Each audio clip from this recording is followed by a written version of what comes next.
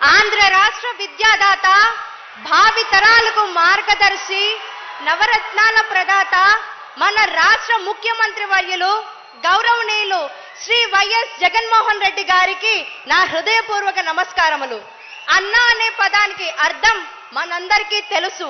అమ్మలోని ఆ, నాన్నలోని నా కలిపితే నిజంగా మీరే అన్నా.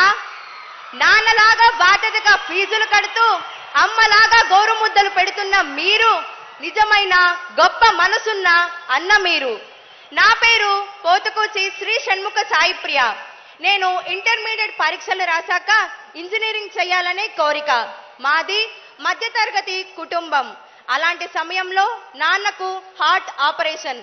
అన్నా, మీరు అంటూ ఉంటారే ఆ దేవుని దయ అని, అలానే ఆ దేవుని దయతో నాన్నకు ఆపరేషన్ అయ్యింది.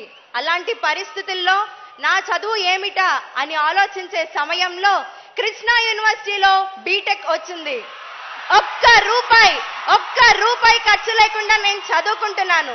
అంతేకాకుండా అమ్మ ఖాతాలోకి నేరుగా ఎవరి ప్రమేయం లేకుండా డబ్బు పడుతూ ఉంటే ఇది కలియుగమేనా అనిపిస్తుంది.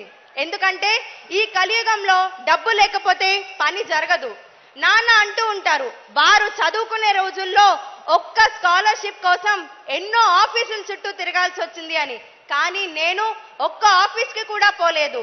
వాలంటీర్ అన్నయ్య మా ఇంటికి వచ్చి నాకు కావాల్సిన సర్టిఫికెట్లు ఇస్తూ ఉంటే నేను పొందిన ఆనందాన్ని చెప్పలేను. నిజంగా మీరు ప్రవేశపెట్టిన సచివాలయ వాలంటీర్ వ్యవస్థ మాలాంటి వారికి ఎంతగానో ఉపయోగపడింది. మీలాంటి విజన్ ఉన్న వ్యక్తి ముఖ్యమంత్రిగా ఉన్నంత వరకు మా విద్యార్థులకు ఒక వరం. విద్యావశ్యకత తెలియక, విద్యను అందించే స్తోమత లేక ఎంతో మంది తల్లిదండ్రులు తమ పిల్లలను చదువు మాన్పించేస్తున్నారు.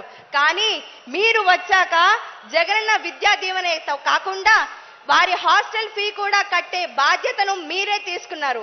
జగనన్న వసతి దీవెన అనే పథకం ద్వారా వారి హాస్టల్ ఫీను మీకే చెల్లించుతూ వారి తల్లిదండ్రులకు ఎలాంటి భారం లేకుండా చూస్తున్నారు.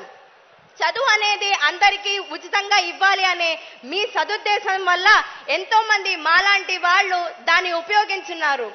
విద్యాధనం సర్వధనం ప్రధానం అనే సూక్తిని మీరు పాటిస్తూ ప్రతి క్షణం మా భవిష్యత్తు గురించి ఆలోచించే మీరు మళ్ళీ సీఎం కావాలన్నా. అన్నా, నేను ఒక్కదాన్నే కాదు, నా కుటుంబం మొత్తానికి మీరు తోడుగా ఉన్నారు. ఎలాగంటే మా అమ్మగారికి డ్వాక్రా రుణమాఫీ, అలానే మాకు సొంతింటి కలను మీరు నెరవేర్చారు. మా ఒక్క కుటుంబానికే దాదాపు 2 లక్షల రూపాయలు ఆర్థిక సాయంగాను ఇళ్ల స్థలం మాకిచ్చి మమ్మల్ని ఆస్తిపరులు చేశారు. ఇది ప్రత్యక్షంగా అయితే పరోక్షంగా నా విద్య ద్వారా మా కుటుంబాన్ని మధ్యతరగతి నుంచి ఎగువ మధ్యతరగతికి మా స్థాయిని పెంచారన్నా.